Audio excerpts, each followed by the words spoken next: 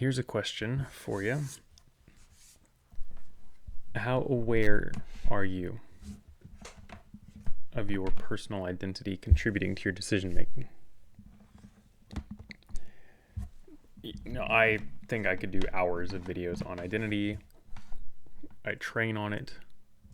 I speak about it often. But something I've been doing at my work lately is making some changes. Most of them behind the scenes, some of them in front. But identity-centered changes. What do I mean by that? That means I'm taking what I know to be true about myself and making sure that there is no part of my business that is unaligned with that truth. And, this is something I work on in personal life as well. But I'm speaking business right now because that's where the main change is happening. And I think there is a huge lack of that kind of work in the business field, which is why I train on it, which is why I help consult people on it, which is why I try to emphasize it when I'm helping small businesses. It matters. And I'll tell you, you running a business, well, if you're the one running it, there's a sense of self that has to come into that. No compromise is allowed with who you are. Now, what does your business believe? Does your business have its own identity? These questions matter. And so, I'm not here to make this a business video or even a full-scale identity video in terms of the depth of that topic, but I want to encourage anyone listening that you need to be really cognizant of the fact that you make decisions through your identity. And the scary part about that is you're making those decisions through what you believe is your identity, not necessarily what is your identity. Does that make sense?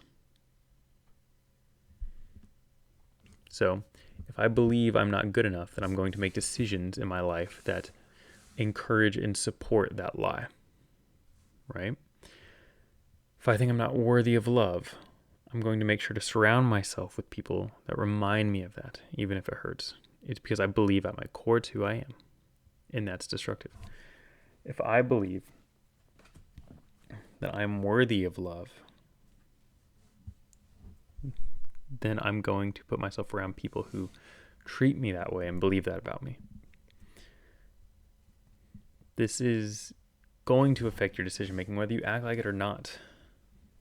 In terms of how you speak to people is what I mean when I say we act like it or not. I should say whether you believe it or not, whether it's true or not. Now, there's a true identity that you have, and this identity is not destructive. True identity creates safety, and it's encouraging, and it's joy-filled. False identity often does the opposite. A lot of counterfeit false joys and these kind of gross affirmations that really just keep us in shame and fear. So don't let yourself be encouraged by shame and fear. Don't hold those. It's not helpful. It's not useful. Pay attention to who you are.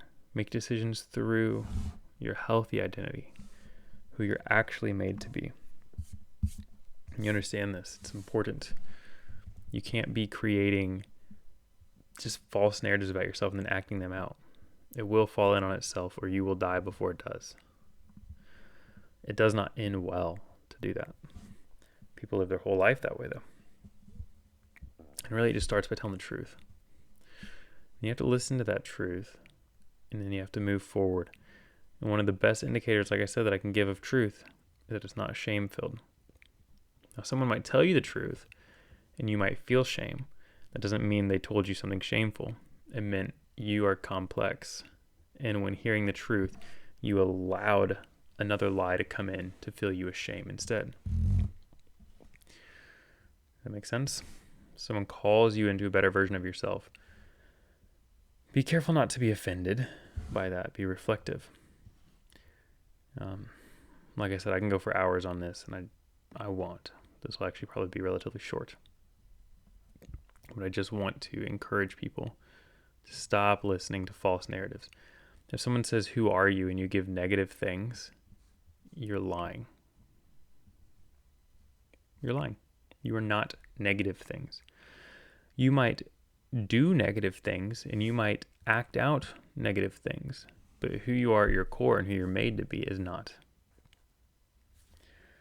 No, you're just not tapping into what is true about yourself. And so people say, well, it is true that I'm these things. It's true that you're behaving that way. That is different. Some people say, well, if I behave that way enough times, I am that. No. You might choose to fully buy into the lie that you are, have a fully hardened heart, and just choose to live an awful life.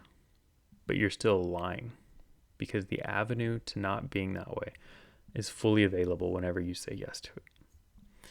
Now, that yes isn't always easy, and it's not a one and done yes. The only one and done yes within that scenario is saying yes to the truth as a commitment to your steps today and tomorrow forever.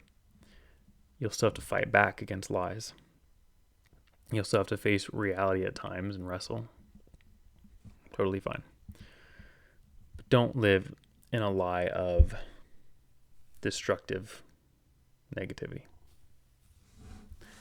And don't give all these action statements of, well, I'm this, I'm this, I'm this. You know you're not doing yourself any favors. The amount of people that I talk to and work with that just live in that state and they think they deserve it, and they sometimes even hate you for trying to get them out of it. It's so sad. Don't sit in the muck. The avenue forward is right there, and it could not be more tangible to just grab and take. So do that. Okay? Identity defines direction. Understand that. Whether you're speaking truth or not, that's going to define direction, and you want to go in the right direction. So, happy Monday, happy February, and see y'all next week.